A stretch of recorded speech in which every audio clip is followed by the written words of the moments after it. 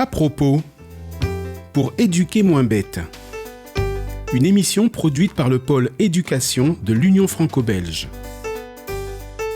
À propos, saviez-vous que l'on peut impliquer de manière dynamique les enfants dans les apprentissages ? Que l'on soit parent ou enseignant, la question du mode de transmission des enseignements se pose. Comment s'y prendre pour que l'enfant et le jeune apprennent plus facilement ? Il existe principalement deux postures. La première est souvent la plus répandue. Il s'agit de ce qu'on appelle l'enseignement transmissif. En gros, le cours magistral. Le parent ou l'enseignant endosse la posture d'expert. C'est eux qui savent. C'est lui qui détient le savoir et qui, par conséquent, décide des notions à connaître, de l'ordre et du type de connaissances à acquérir pour ensuite pouvoir contrôler les fameuses acquisitions et valider ou pas la progression. Pour cette évaluation, il va mettre en place un certain nombre de questions, de tests ou d'exercices. La bonne réponse viendra ainsi valider l'acquisition et permettra de continuer la transmission des savoirs. Ici, le parent ou le professeur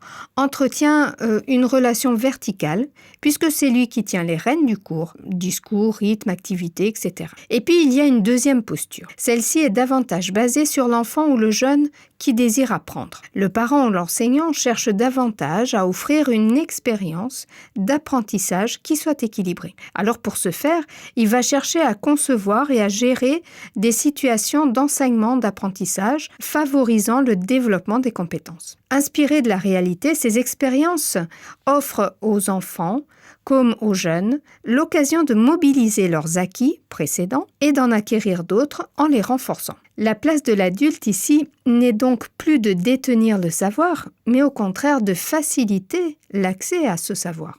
Alors, par exemple, des pistes pratiques. L'apprentissage actif comprend l'apprentissage par le jeu, l'apprentissage par le jeu de rôle, également l'apprentissage par les échanges et les discussions, ainsi que les mises en situation. Apprendre par ce mode actif permet aux enfants et aux jeunes de mieux s'impliquer. Ainsi, ils développent le sens de la responsabilité, de l'autonomie, mais aussi le sens critique, c'est-à-dire l'analyse et le questionnement. De plus, en apprenant par des situations concrètes, ils découvrent la richesse des interactions et de la collaboration en créant des liens. La théorie est intégrée directement par la pratique et permet un meilleur ancrage dans la vie pratique, ce qui accroît motivation et sentiment de compétence. De ce fait, la pédagogie active favorise les apprentissages durables et la capacité à poursuivre par soi-même toute découverte. Donc, n'hésitons pas à les mettre en situation pratique, avec sécurité et bienveillance, bien entendu.